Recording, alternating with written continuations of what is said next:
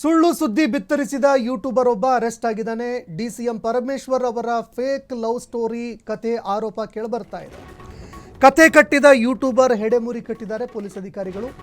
ಪರಮೇಶ್ವರ್ ಮತ್ತು ಡಿಸಿ ಶುಭಾ ಕಲ್ಯಾಣ್ ಬಗ್ಗೆ ಸುಳ್ಳು ಸುದ್ದಿಗಳನ್ನು ಮಾಡಿದ್ರು ಅನ್ನೋ ಆರೋಪ ಕೇಳಿಬಂದಿತ್ತು. ಯೂಟ್ಯೂಬ್ ಚಾನೆಲ್ ಸಂಪಾದಕ ಬ್ರಹ್ಮಾನಂದ ರೆಡ್ಡಿ ಅರೆಸ್ಟ್ ಆಗಿದ್ದಾನೆ. ಡಿಟೆಕ್ಟಿವ್ ಲೆಜೆಂಡ್ ಅನ್ನೋ ಯೂಟ್ಯೂಬ್ ಚಾನೆಲ್ ಸಂಪಾದಕ ಈತ.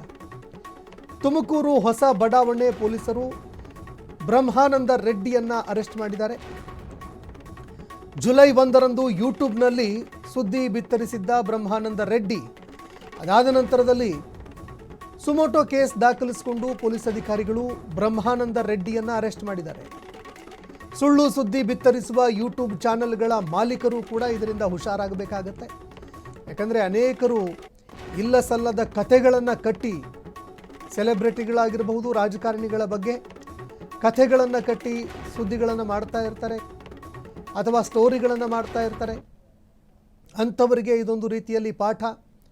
ಇದೀಗ ಡಾಕ್ಟರ್ ಜಿ ಪರಮೇಶ್ವರ್ ಅವರ ಒಂದು ಲವ್ ಸ್ಟೋರಿಗೆ ಸಂಬಂಧಪಟ್ಟಂತೆ ಸುಳ್ಳು ಸುದ್ದಿಯನ್ನು, ಒಂದು ಸುಳ್ಳು ಕಥೆಯನ್ನು ಸೃಷ್ಟಿ ಮಾಡಿದಂತಹ ಒಬ್ಬ ಯೂಟ್ಯೂಬರ್ನನ್ನು ಈಗ ಅರೆಸ್ಟ್ ಮಾಡಲಾಗಿದೆ.